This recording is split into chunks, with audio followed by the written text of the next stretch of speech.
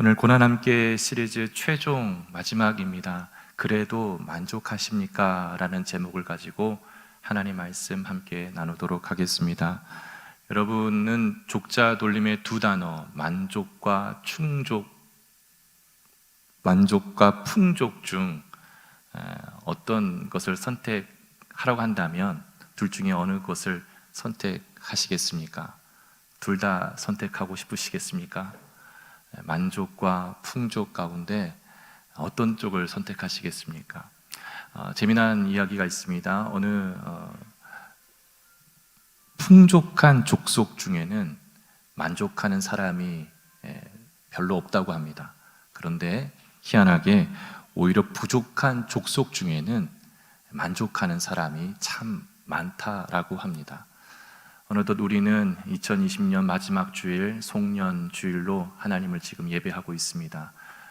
그 어느 해보다 우리는 이 코로나로 인하여 우리가 예상하지도 못했고 예측할 수도 없었던 모호한 인생의 광야에 우리가 원하지도 않았는데 우리는 내던져졌고 우리는 지금도 거닐고 있습니다.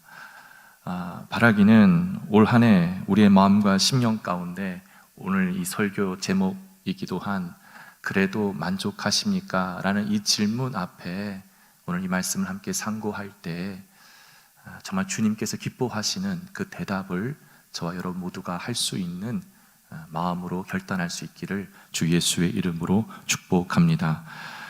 이제 하나님의 종의 노래 마지막 단락입니다. 10절부터 12절, 특별히 오늘 10절 상반절에 보면 이사야 선지자는 죄 없으신 예수님께서, 죄 없으신 메시아가 죄 많은 인간의 허물을 짊어져야 됐던 그 이유를 다시 한번 언급을 합니다. 여러분, 우리가 지금 마주하는 이사야 53장은 노래입니다. 노래이기에 이 시인이 이 노래의 가사를 지은 성령님께서 이 노래 가운데 정말 중요한 메시지들은 계속 반복을 하고 있다는 것을 우리가 좀 주목해야 됩니다.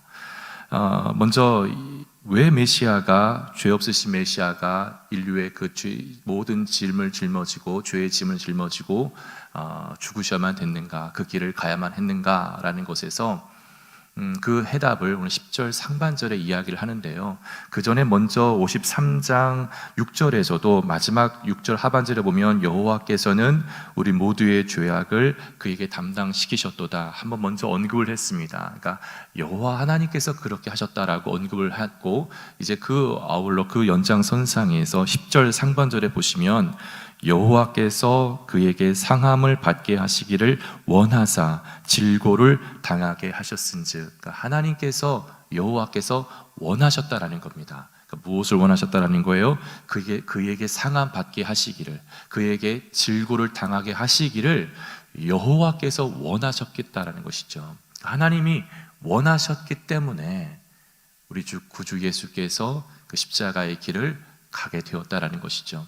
정치적인 헤게모니와 종교적인 헤게모니에 밀려서 정말 예수님 정말 원치 않은데 그 길을 간 것이 아니라 하나님께서 원하셨기 때문에 그 길을 갔다라고 다시 한번 언급을 합니다.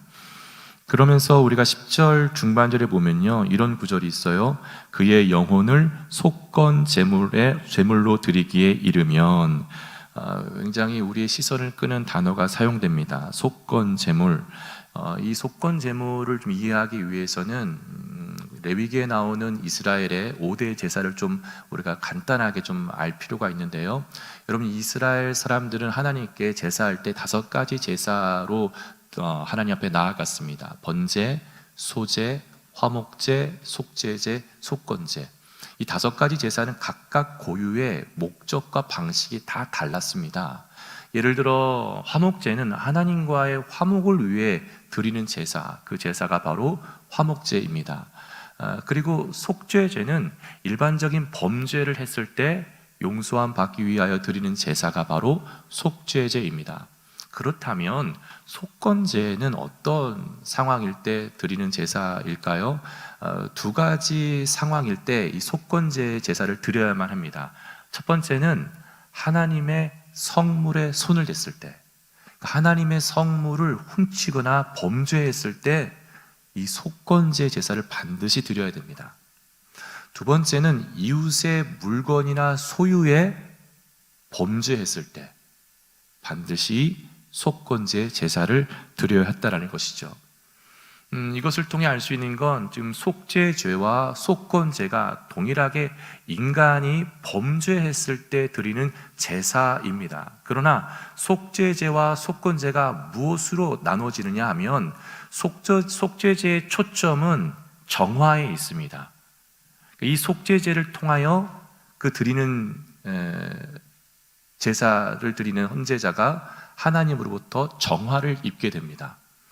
그러나 이 속건제의 초점은 정화이기보다는 배상에 있습니다. 배상. 그러니까 하나님의 성물에 손을 대거나 범죄했을 때, 그리고 또한 이웃의 물건이나 소유에 손을 대거나 범죄했을 땐 반드시 하나님께 그리고 그 이웃에게 배상을 해야 씻음 받게 되는 겁니다. 예를 들어 성경에 보면 신약 성경에도 삭개오가 나오죠. 삭개오가 예수님 만났고 예수님께서 너희 집에 내가 오늘 유하겠다라는 그 말 한마디에 그가 정말 예수님을 구주로 영접하게 되지 않습니까? 그러면서 예수님께 그가 고백했던 말이 뭐예요? 예수님, 제가 지금까지 누군가에게 재산을 속였다는 것이 있다면 제가 그들에게 재산을 배상하겠습니다라고 합니다. 이것이 바로 오늘 삭개오가 예수님께 드리는 속건제 제사였던 것이죠. 그래서 오늘 이 이사야 선지자가 이 5대 제사 가운데 그런데 다른 제사법이 아닌 속건제 제물로 드리기에 이르렀다라고 한 것이, 그렇다면 왜 이사야 선지자가 이렇게 이야기한 이유가 뭘까? 왜 예수님께서 십자가의 길을 간 것이 다른 제사들보다도 속건제, 굉장히 낯선 단어인 속건제물이라는 단어로 가지고 온 이유가 무엇일까에 대해서 이사야 선지자가 이야기하고 싶었던 것은 우리의 범죄가 하나님의 것에 손을 댄, 하나님의 창조에, 하나님의 나라에 훼손하게 된 범죄임을 부각시키고 일깨우기 위함이었습니다. 예를 들어 볼까요? 여러분, 우리가 잘 아는 대로 아담과 하와가 하나님께서 에덴 동산에서 따먹지 말라는 선악을 알게 하는 나무의 열매, 그것 또한 하나님의 성물이었습니다. 그러나 그들은 그것이 자기들 임의대로 해도 된다라고 해서 따먹었던 것이죠. 하나님의 물건에, 하나님의 성물에 범죄한 겁니다. 그뿐만이 아닙니다. 여러분, 우리가 살아가는 이 세상의 땅도 우리의 것이 아니라 하나님의 것입니다. 땅의 주인은 하나님의 것이죠. 그러나 우리는 땅을 더럽히며 살아갑니다. 그럴 때마다 이스라엘 백성들이 그 땅에 피를 흘리고 범죄할 때마다 하나님은 그 땅의 주인을 이스라엘이 아닌 이스라엘을 멸망케 하여 다른 나라로 침입하여서 나라가 멸망하게 되었던 것이죠. 심판했던 것이죠. 그것은 하나님 나라의 이 땅의 주인은 사람이 아닌 하나님이신데, 그 땅을 더럽힐 때 그것은 곧 하나님의 성물에 훼손하게 되는, 하나님의 창조 작품에 훼손하게 되는 범죄이다라는 것이 오늘 성경은 우리들의 끊임없이 이야기하고 있는 바입니다. 그러기에 그 하나님의 그 거룩하심에 대한 도전, 명백한 도전이기에 이 모든 인간이, 특별히 사람을 향해서도 마찬가지이지 않겠습니까? 우리의 모든 사람은 하나님의 형상으로 지음받은 사람입니다. 그러나 누군가를 향하여서 쑥닥쑥닥거리고 험담하고 비난한다는 것 자체가 하나님을 향하여 범죄한 것이다라는 것이죠. 근데 그러한 모든 것, 인간의 그 추악한 모든 죄악들, 하나님의 거룩함에 대한 도전, 반역, 그러나 그것이 하나님 앞에 배상하지 않고서는 씻음 받을 수 없는데, 인간의 실력으로는, 인간의 그 어떠한 소유로는 아무리 모든 걸 다 내어놓아도 하나님 앞에 하나님의 성물을 씻을 수 있는 배상 제사로서의 속건 제사로서 합당하지 않았다라는 거예요. 그러니까 누구만이 이 속건제 제사, 우리의 모든 죄악의 짐을 배상하는 유일한 속건제 제사의 제물이 될 수 있었는가? 오직 예수 그리스도.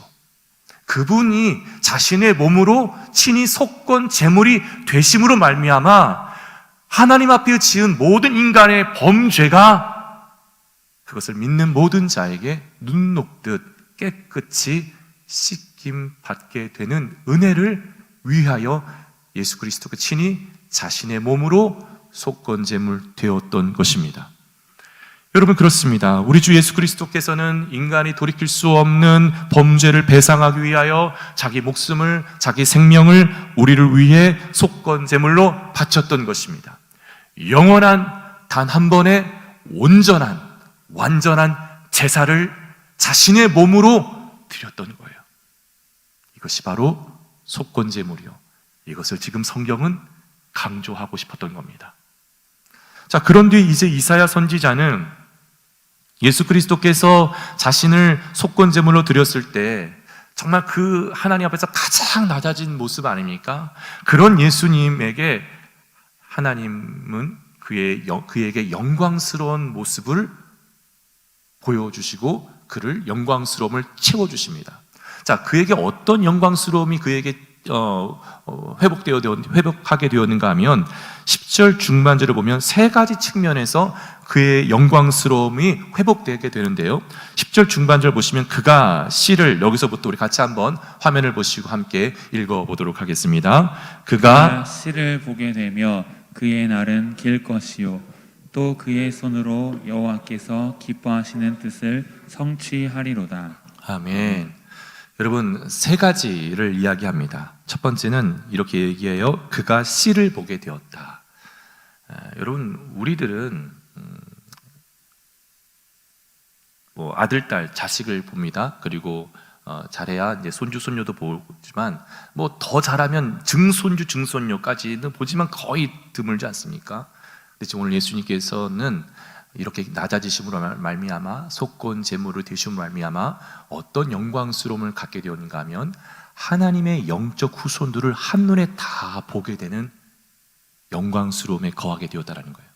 그의 씨를 다 보게 되었다라는 이 말의 의미는 하나님의 영적 후손을 다 보게 된 겁니다.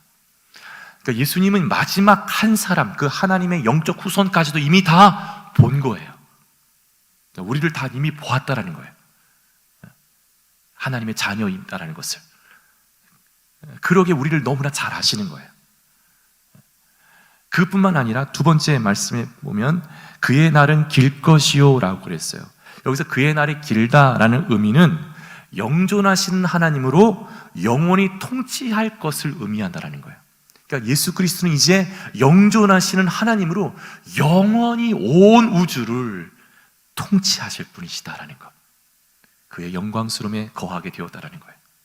가장 낮아지셨던, 우리를 위해 속건제물이 되셨던 그분을 이제 하나님은 그 예수를 가장 높은 곳으로 올리시면서 영존하시는 하나님으로 만왕의 왕으로 온 우주를 통치하시는, 영원을 통치하시는 구주로 세우셨다라는 거예요.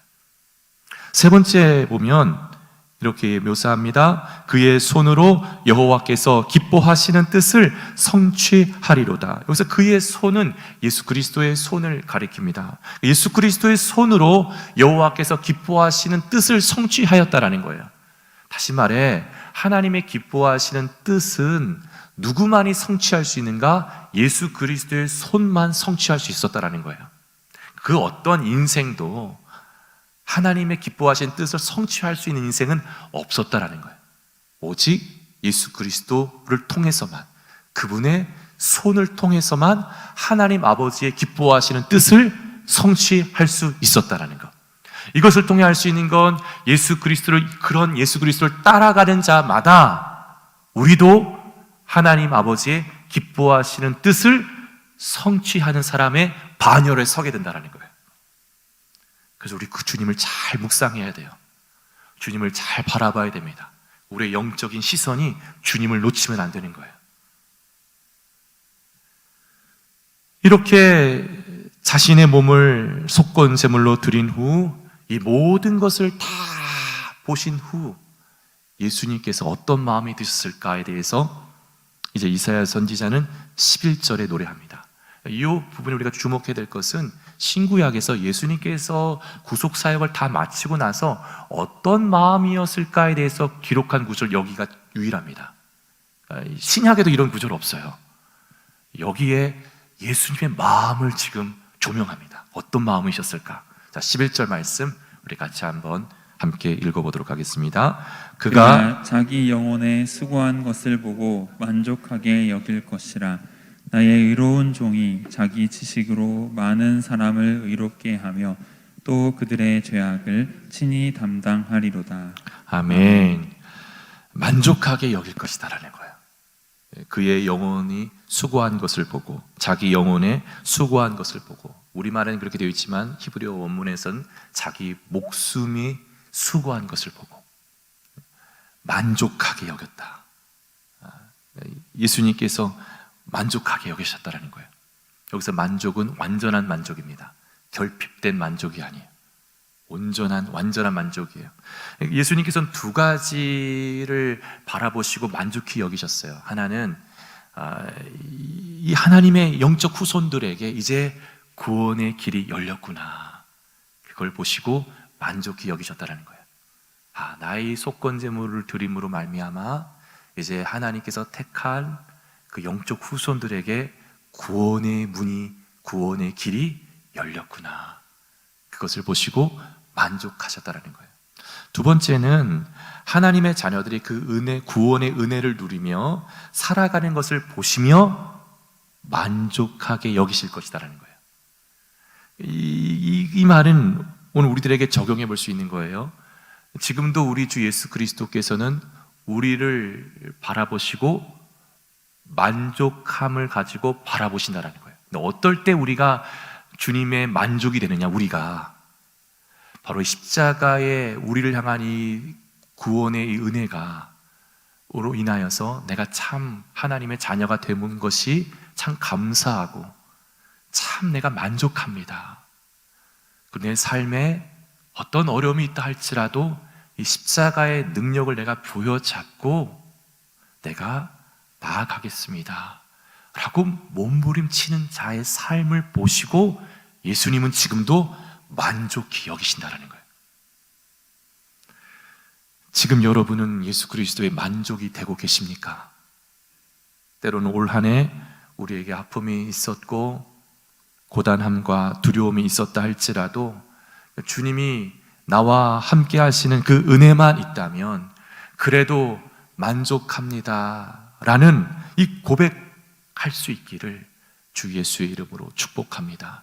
여러분, 이 고백 위에 우리 주 예수 그리스도의 은혜와 위로와 능력을 부어주실 줄 믿습니다. 고백하는 자 위에 하나님은 부어주시고 책임지십니다.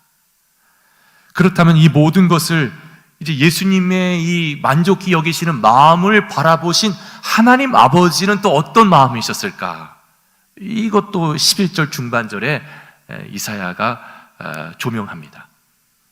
자, 볼까요? 11절 중반절 다시 보시면 나의 의로운 종이 자기 지식으로 많은 사람을 의롭게 하며 또 그들의 죄악을 친히 담당하리로다. 그런데 여기서 좀 우리가 주목할 것은 이사야 53장의 화자는 지금까지는 이사야 자신이었습니다. 그런데 지금 11절 중반절서부터 화자는 이사야가 아닌 하나님 아버지가 화자가 돼요. 그래서 여기서 나의 의로운, 여기서 나는 하나님 아버지를 가리켜요. 나의 의로운 종, 예수님을 의로운 종이라고 표현을 했어요. 불렀어요. 그 의로운 종이 자기 지식으로, 종의 지식, 의로운 종의 지식. 여기서 지식이란 무엇을 말하는 거냐면 하나님이 기뻐하시는 것이 무엇인지, 하나님께서 원하시는 것이 무엇인지를 아는 것, 그것이 바로 종의 지식이에요. 다시 말해 예수님은 하나님 아버지께서 뭘 기뻐하시는지, 무엇을 원하시는지를 정확하게 알고 계셨어요. 그래서 자기 목숨을 아낌없이 드릴 수 있었다는 것이죠. 그런데 하나님이 이렇게 또 말씀하셨어요. 이 종의 지식으로 많은 사람을 의롭게 했다. 그래서 의롭게 했다라는 말은 어떤 말이냐면요, 하나님과 우리와의 관계가 다시 회복되었다라는 뜻입니다. 그렇다면 여러분 여기서 연결시킬 수가 있어요.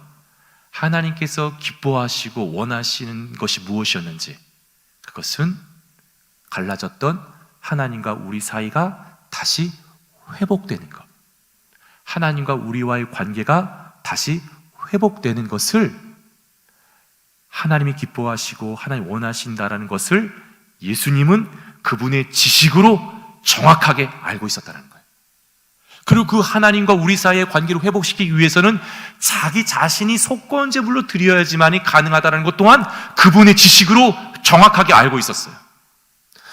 그렇다면 여러분, 예수님은 예수님의 그 지식으로 어디에 사용한 거예요? 자기를 드러내는데, 자기 만족을 위해 사용하셨어요? 아니에요.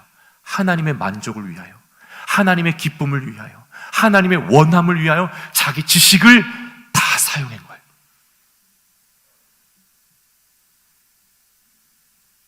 여러분, 예수님은 자신의 지식을 우리와의 관계 회복을 위하여 다 쏟아 부으셨어요. 여러분은 여러분의 지식을 어디에 사용하고 계십니까? 다 지식이 있잖아요. 그 지식을 정말 하나님이 기뻐하는 게 뭔지, 정말 하나님이 원하시는 것이 무엇인지 거기에 정말 그 지식을 사용하고 심혈을 기울여 쏟고 계십니까? 그리고 여러분의 그 지식을 하나님과의 관계, 가족과의 관계, 이웃과의 관계, 자연, 즉 생태계와의 관계, 여러분의 그 지식을 사용하고 계십니까? 여기서 우리에게 주신 귀한 메시지가 있습니다. 그것은 하나님만을 만족하며 사는 자에게는 관계의 회복의 은혜가 있다는 것. 즉 예수님께서 하나님을 만족으로 삼았어요. 하나님의 기쁨을, 하나님의 원함을 자기의 만족으로 삼았어요. 그래서 속건제물로 드렸어요. 그러자 그 어느 누구도 할 수 없었던 하나님과 우리 사이의 관계가 깨어진 우리의 관계가 예수님이 그 지식으로 말미암아, 그 속건제물로 드림으로 말미암아 회복되었다라는 것. 하나님만을 진정으로 만족을 삼을 때 관계 회복의 은혜를 부어주신다라는 것.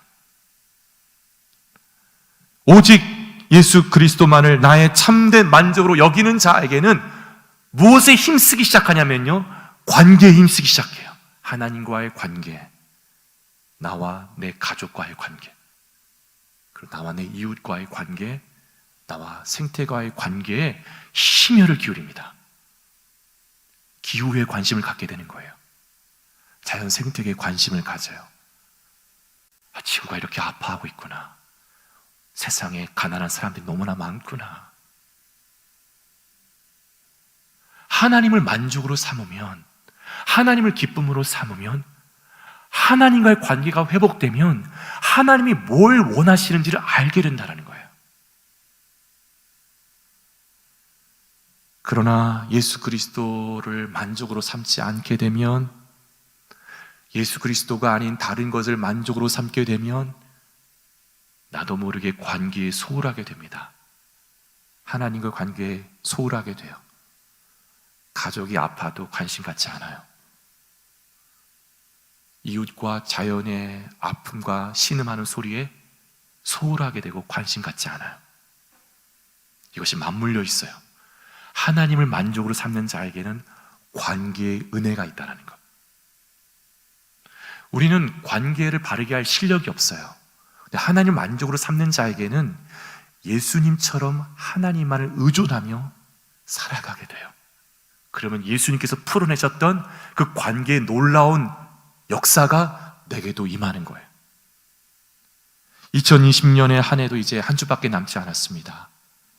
바라기는 한 주 남은 이 한 해의 끝을 저와 여러분 모두가 하나님만을 나의 만족으로 삼아 그 은혜로, 그 하늘 지식으로 관계의 회복을 위하여 힘쓸 수 있는 저와 여러분 되기를 주님의 이름으로 축복합니다.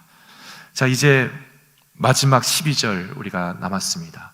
이제 이사야의 하나님의 종의 노래 12절에는 하나님도 예수님을 기뻐하셨다라는 거예요. 이런 모습을 보시고 하나님의 기쁨이 뭔지, 하나님의 원함이 무엇인지를 알고 자신의 전부를 쏟아부은 예수님을 하나님도 기뻐하신 거예요. 여러분, 그렇습니다. 우리도 마찬가지예요.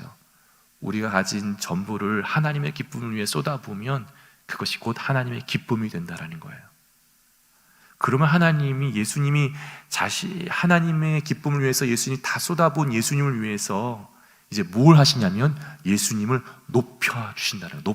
높여주신다. 예수님을 높이신다라는 거예요. 예수님의 영광스러움의 자리에 앉게 해주신다라는 것. 그것에 대한 내용이 12절입니다.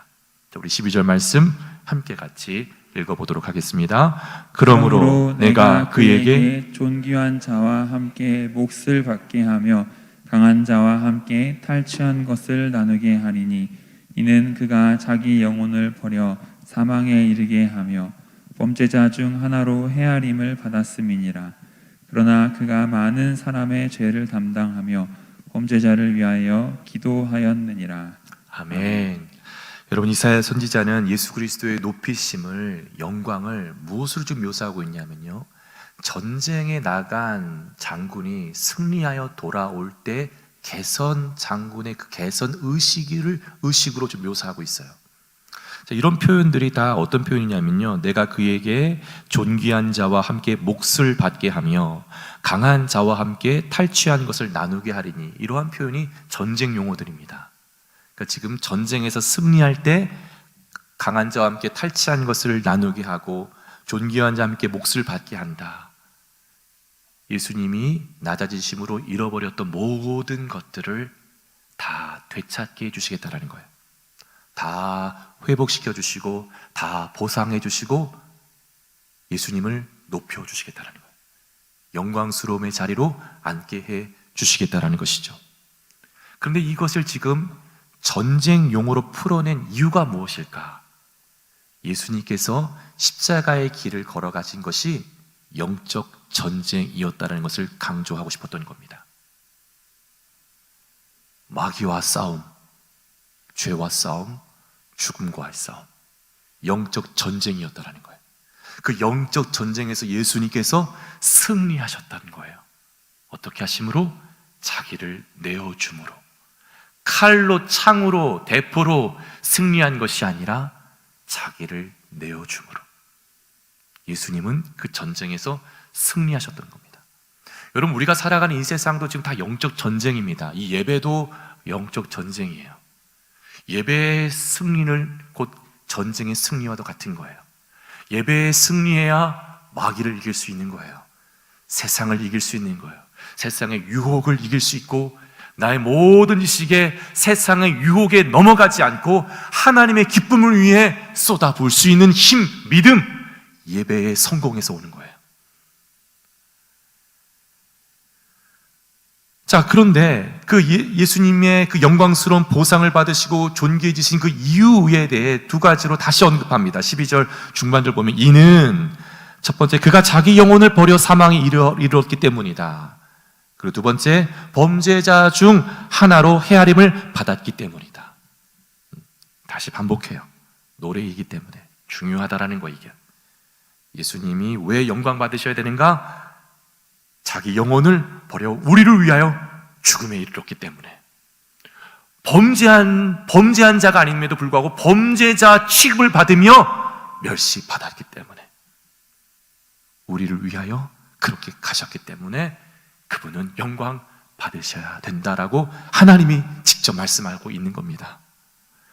그런데 이제 이 노래가 어떻게 끝을 맺고 있냐면요, 12절 맨 하반절 보십시오. 어떻게 끝을 맺고 있어요?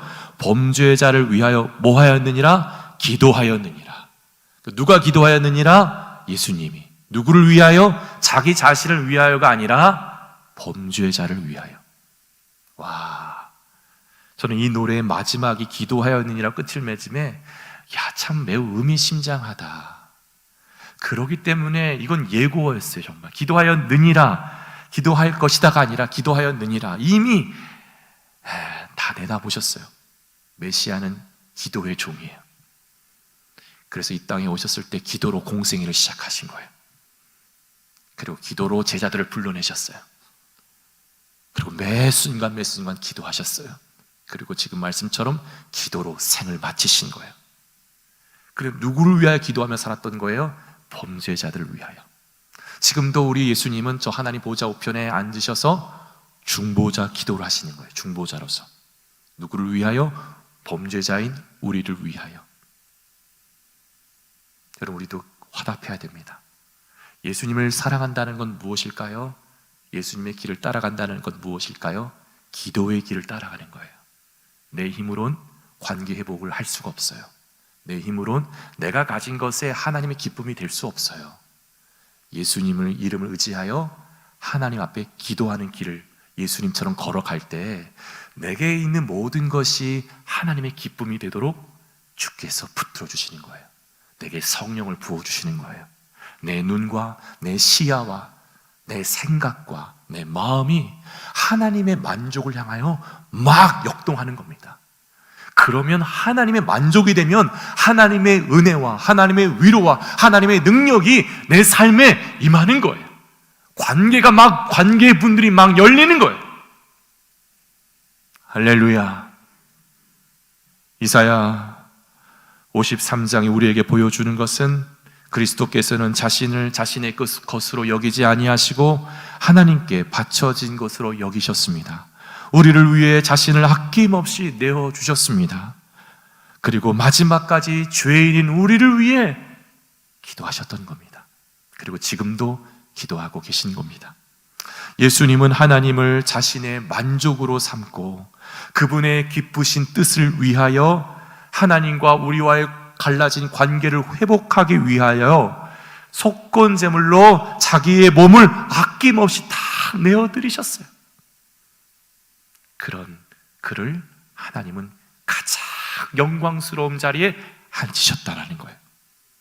여러분, 예수님을 위하여 손해보고 예수님을 위하여 욕을 먹고 예수님을 위하여 참고 예수님을 위하여 핍박받을 때, 예수님을 위하여 낮아지고 예수님을 위하여 내려놓고 예수님을 위하여 나눌 때 하나님은 다 지켜보십니다. 그리고 마지막 날에 그를 이 땅에 낮아지고 내려놓고 나눈 것만큼 높여주신다는 것. 예수님을 높여주셨듯이 우리를 높여주실 것입니다. 그 높임의 자리는 영원한 겁니다. 그걸 사모하세요. 이 땅에 잠시 잠깐 갈 이 땅에서 누리고 높아지는 것에 만족하지 마시고 영원히 하나님께서 베푸실 그날을 만족하고 고대하며 그분의 만족을 위하여 내 기꺼이 내 모든 것을 내어드리며 살아갈 때 하나님 우리와 임마누엘로 함께하여 주실 줄 믿습니다. 그 은혜를 붙들고 마지막 2020년의 한 주를 그리스도와 함께 나아가는 저와 여러분 되기를 주 예수의 이름으로 축복합니다. 우리 같이 함께 찬양하며 나아가겠습니다. 오, 주 없인 살 수 없네. 우리의 참된 만족과 참된 평안은 예수 그리스도이심을 고백하며 나아가겠습니다.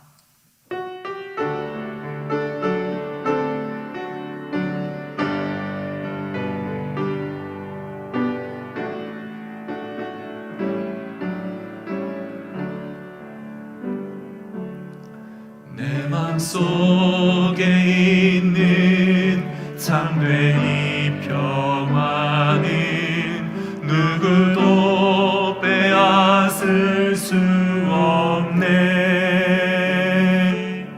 주님은 내 마음의 구주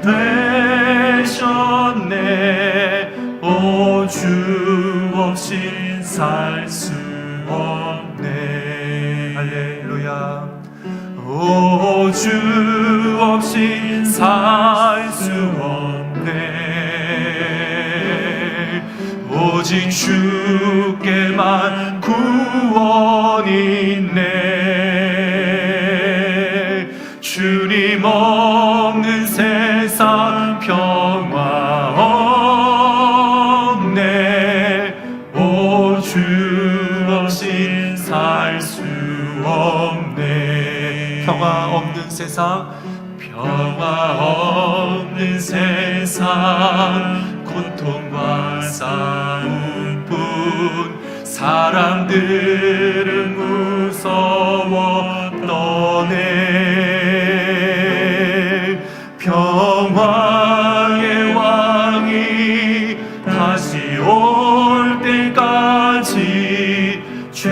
전쟁과 전쟁은 끝이 없네. 할렐루야.